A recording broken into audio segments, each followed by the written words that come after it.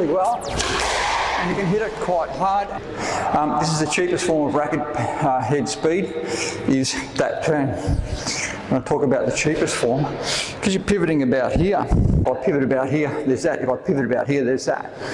You never really get into that extended position where it takes time to come off, because I've got everything really close to my body. Foot doesn't matter, front foot, and it's all pretty cool. Say more pendulum swing and lift up, there's heaps of trouble.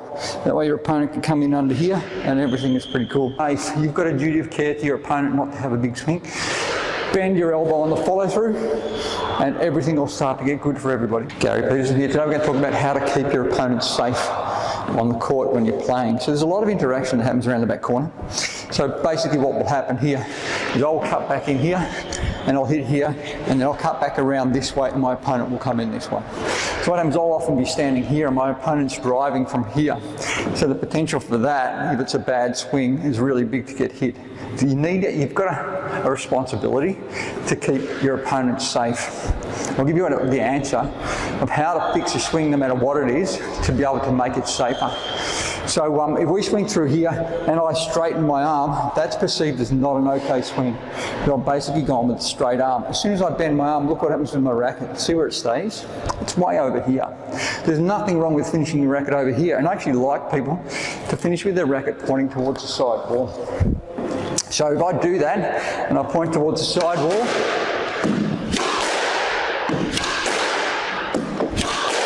yeah, you'll find it goes really well, and you can hit it quite hard and quite accurate.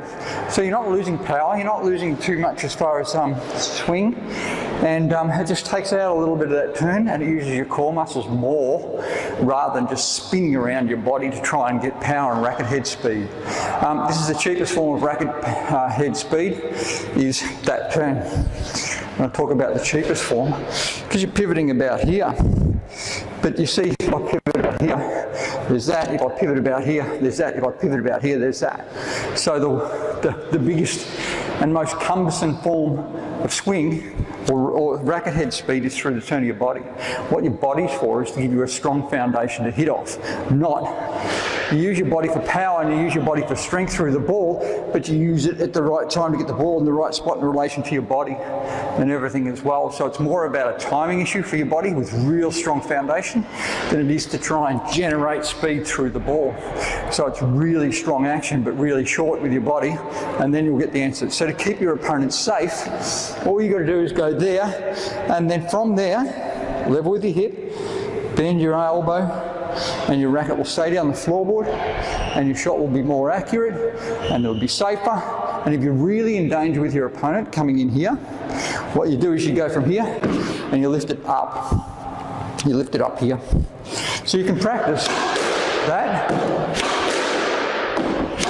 just to get used to doing it, and you'll find as soon as I lift up to the roof there, they all get really accurate. All those shots, they get really accurate because everything is staying down the floorboard. As long as I hit the front wall first. Yep. There. So to keep your opponent safe, it's really simple. There's another way to do it, and it's a thing called recoil. Recoil is fantastic. I'll explain it all now. So instead of going for a swing, where you swing and you swing out and you finish your swing there, what happens is if you can use recoil, you swing and you bring it back in. It becomes quite neat. So I work on swing and in, swing and in. As I just hit my finger, in, swing and in.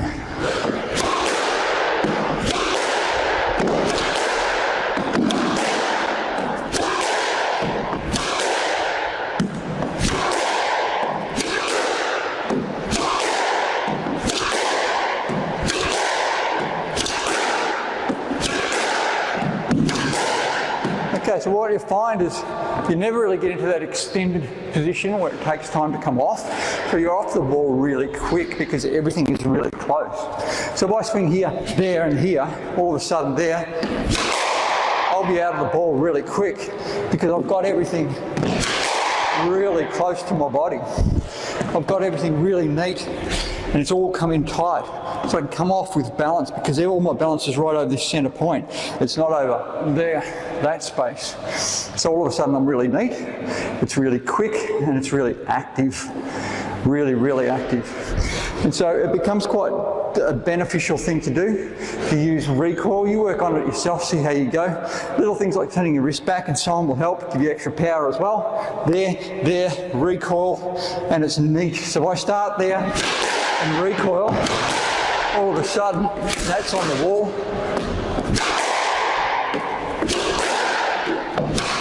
You'll find back foot doesn't matter, that's too good. On the wall again. Back foot doesn't matter, front foot, and it's all pretty cool. So it works really well. Recoil, give it a shot. At least keep your opponent safe by bending your arm, save more pendulum swing, and lift up if there's heaps of trouble. That way your opponent can come in under here and everything is pretty cool.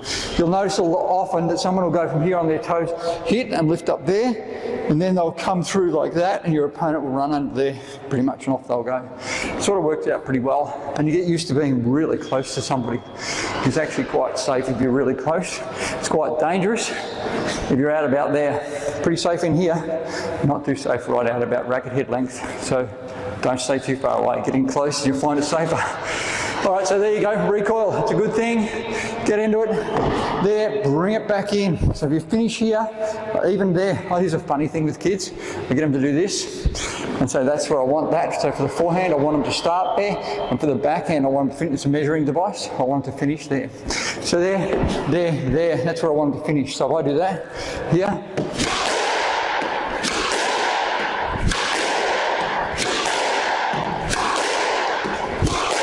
you'll find, whoops, back wall, even there, and that's on the wall as well. So it gets pretty good. It's pretty good for everything, even when the ball's a bit tight. So it works really well. That will help you keep your racket down the floorboard and get those tight shots back. So there you go, that's recoil. It's pretty cool, but keep your opponent safe. You've got a duty of care to your opponent not to have a big swing. Bend your elbow on the follow through and everything will start to get good for everybody. Foot doesn't matter, front foot, and it's all pretty cool because I've got everything really close to my body. You've got a duty of care to your opponent not to have a big swing. Bend your elbow on the follow through and everything will start to get good for everybody.